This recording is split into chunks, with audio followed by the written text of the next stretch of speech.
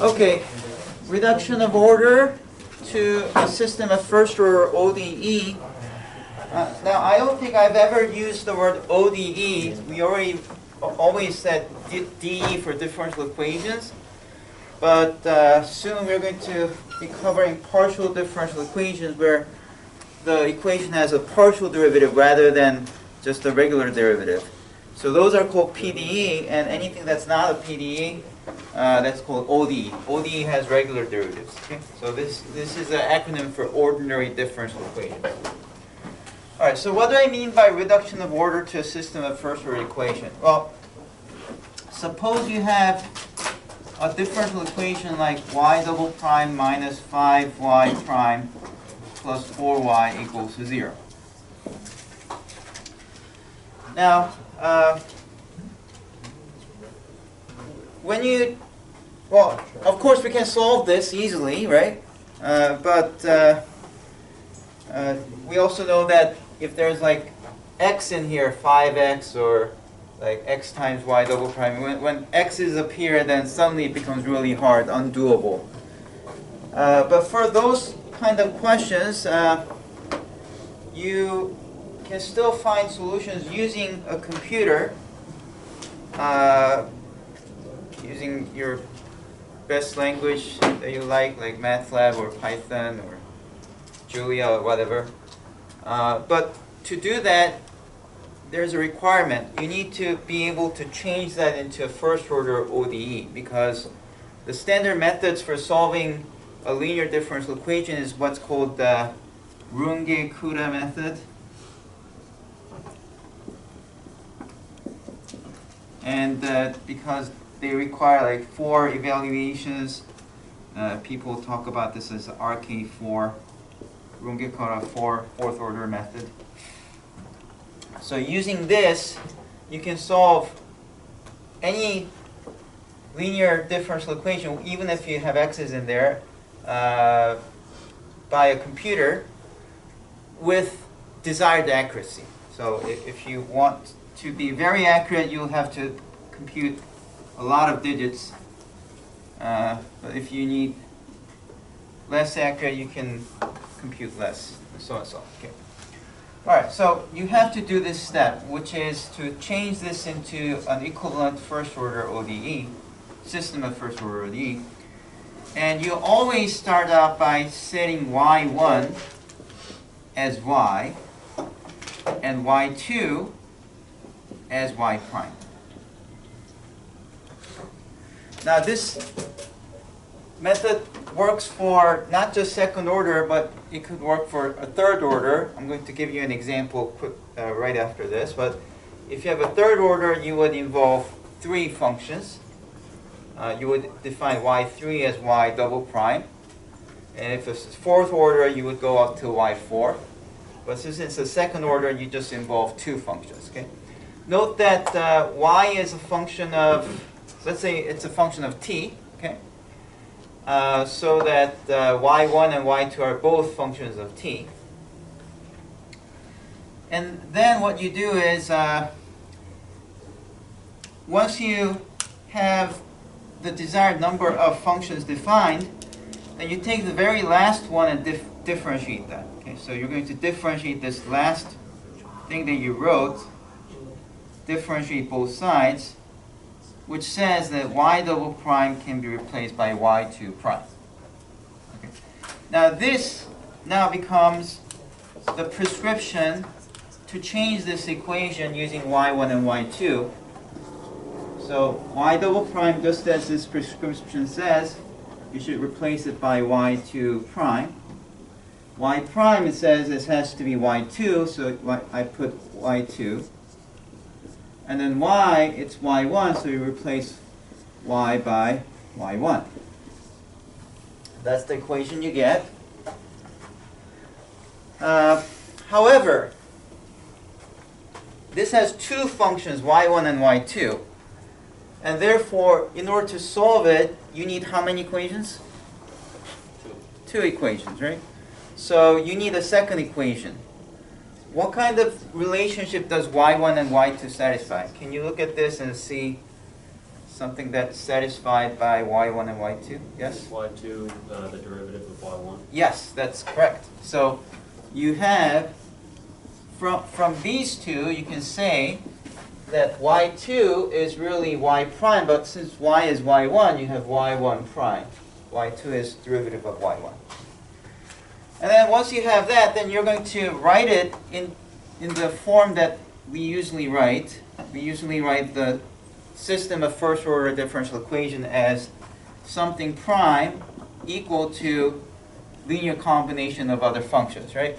So what you want to do is you want to put y1 prime as y2, but since it doesn't have y1, let's put 0 y1. This is optional. You don't have to write it like this, but if you write it like this, it's easier when you change this into matrix form. Okay? And then y2 prime is, well, if you move these to the other side, you have negative 4y1 plus 5y2. So you get this system. And what I've done is I've started with this given differential equation, which is a second order. Now it became first order. You only see one derivative, right? Yeah. You only see one derivative. You don't see two derivatives. One for y1, one for y2. So this is first order. And the trade-off is the system. Okay, rather than having just one function, you have two functions.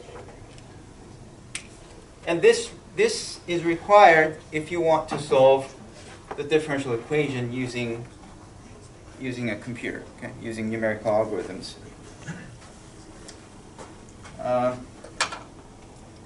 So let me give you a harder example. Just as I promised, I talked about a third order.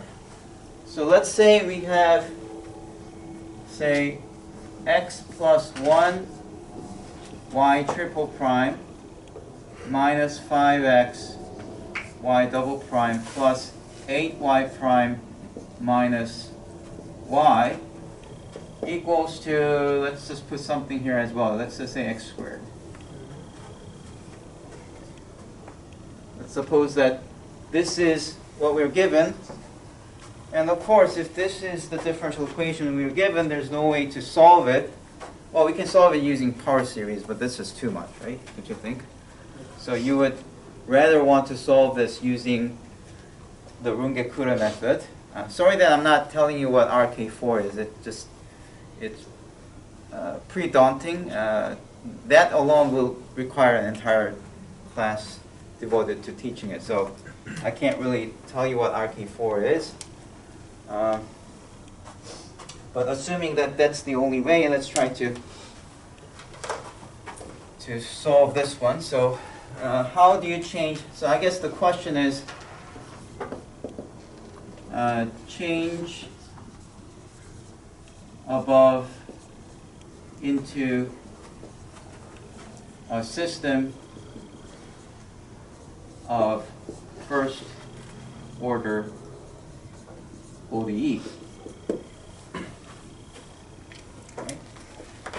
And the answer would be, we use a similar kind of prescription. You start with y1 as y, y2 as y prime, and then because this is third order, how many functions do you need?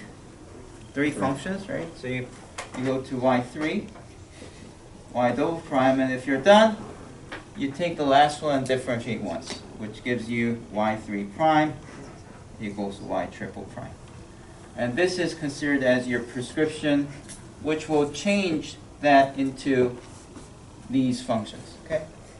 So what's the result? The result is that we have x plus 1 y3 prime minus 5x y3 plus 8 y2 minus y1 equals to x squared. So that's one equation, and as you can see, this is first order. But we have three functions, so how many equations do we need? Three. Three. Right. So you need to have three equations, and what are the other two equations that we can write? y1 prime is equal to y2. Right. and y1 prime is y2, and y. y2 prime is y3. All right. And then to write this in the format of y1 prime, y2 prime, y3 prime, it should be y1 prime is y2. Let's write it like this. And then y2 prime is y3, so let's write it like this. Just I'm imagining like imaginary 0 here, 0 here, 0 here, 0 here, and that's 1 times y3. And then this one, if you want to solve for y3 prime, you have to move all of these to the other side, but you have to divide by x plus 1. So x plus 1 will be in the denominator for every one of these. So it looks ugly, but you can't help it. So first, y1 goes to the other side as positive y1, but there's 1 over x plus 1 in front. And then if you move this to the other side, that's negative 8y2, and there's a x plus 1 divided, so it'll be minus 8 over x plus 1, y2. And then this one, when you move, it's positive 5x, also divided by x plus 1, y3. And this constant term, which is x squared over x plus 1, will be here. So this system is the equivalent system for that higher order differential equation. Okay?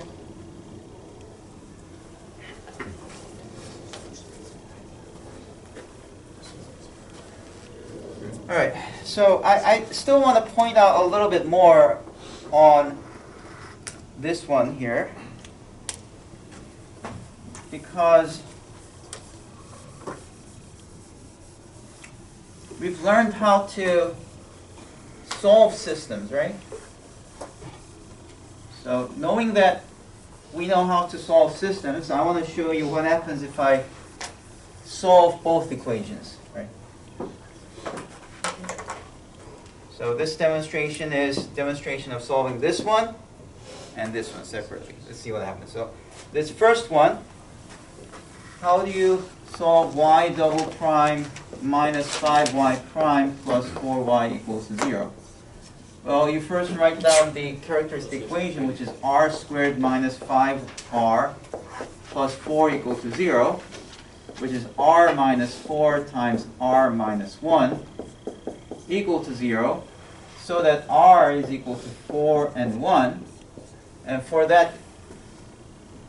these real solutions, we know that the solution is y equals to c1 times e to the 4t. We'll assume that the independent variable is t. Okay? And then the other one is e to the 1t. So that's the solution of the original differential equation. Now let's see what happens if we solve the corresponding system of differential equations. And for this, you have to first write down the coefficient matrix. For this, you need 0, 1, -4, and 5. And then you subtract lambda off the diagonal. And the determinant of this has to equal to 0. So if you want the determinant equal to 0, sorry, that's not 1, that should be lambda. Okay, and then let's multiply this AD minus BC, so that gives you negative lambda times 5 is negative 5 lambda. Negative lambda times negative lambda is positive lambda squared. Minus negative 4 times 1, that's going to end up being positive 4, right? And what is that? Well, that's exactly the same equation, right? Where did we see this just before? the eigenvalue equation is exactly the same as the characteristic equation, right?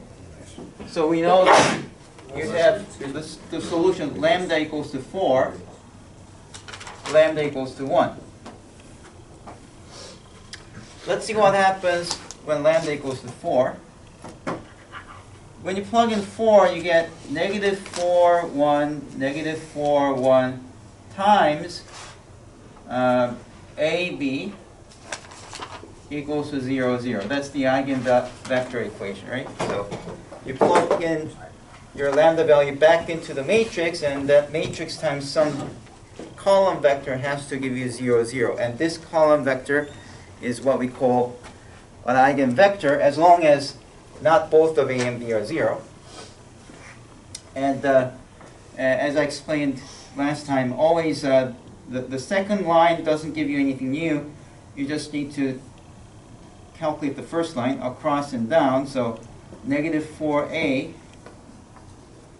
plus 1 times B has to equal to 0.